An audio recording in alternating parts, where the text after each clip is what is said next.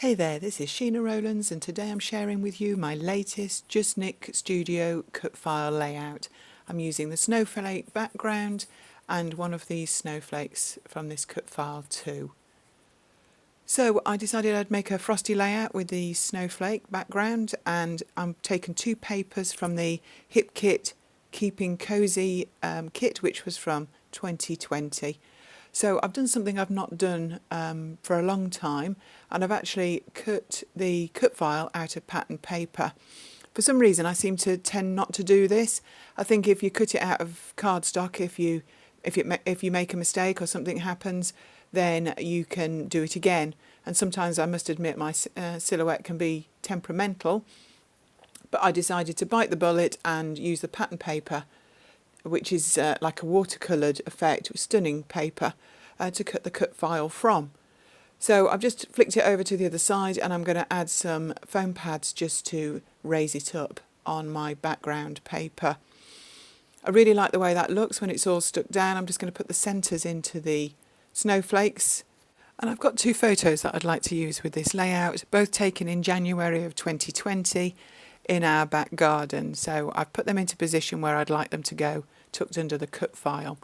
So I've got out some of my sequin stash, and I've got a tub with completely full of mixed sequins. So I spent a bit of time off camera going through them, and I've got a few bags of sequins as well that I've had from other projects. And I decided that this cut file didn't need too much decoration, so I'm just going in and I'm making sure I've got enough of each colour, and I'm putting a slightly different shade onto each snowflake. Some of them they've just got one in the centre, some I've been a little bit more creative and just gone round the points, just adding just a little bit of interest to them all. I've tried to match the colour of the pattern paper to the sequins relatively, to make them relatively similar, but obviously it was just ones that I had from my stash. So I've now stuck those down with a bit of wet glue off camera, which was obviously a little bit time consuming, but well worth it. And I'm just having a look at the rest of my stash. I'm on a bit of a mission to use things up at the moment, so I've been having a look through all my previous hit kits, seeing if there's anything I can use. I found the word wonderful, really like that. That's definitely going to stay on the layout. So I'm just going through, see if there's any snowflakes or any wintry bits and pieces that I can add around these photographs. I'm not quite sure where I'm heading with it, and I was going to originally mat the photographs, but I feel with the patterned paper, with the cut file and the patterned paper background, I didn't feel like I needed it. So I'm just checking whether there's anything I'd like to add to this layout.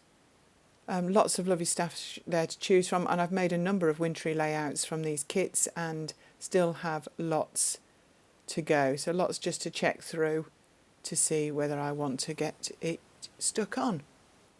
I realise as a scrapbooker I'm very influenced by colour.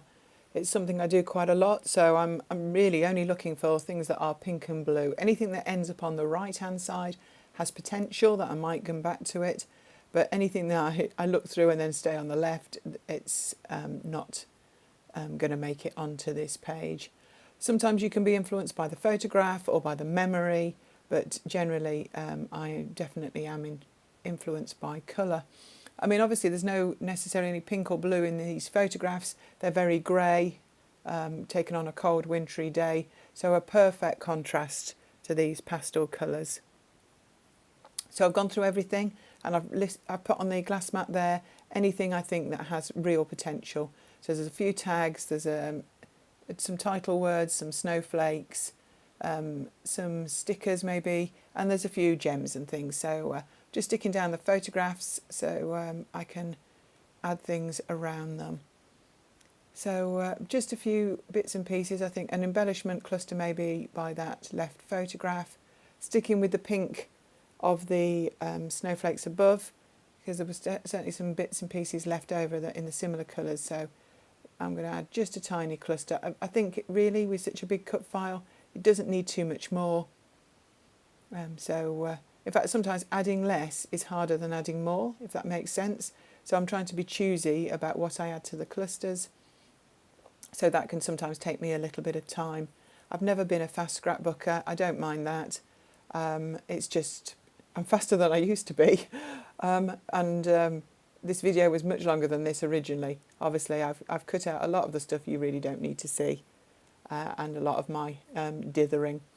So if you do like what you see, please subscribe to my channel. You'll find regular videos and Project Life pages coming up. And also give it a thumbs up. Also pop over to Just Nick Studio. They've got some wonderful cut files, really useful, really adaptable. And there's new cut files being added all the time.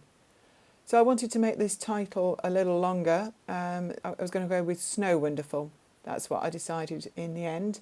And these are some Page Taylor Evans small alphas. I've used these a lot. In fact, I think they must have had them in Hobbycraft in the UK, because I've got 2 or 3 sets of them, and it's unusual for me to buy repeats unless it's something I know I'm really going to use.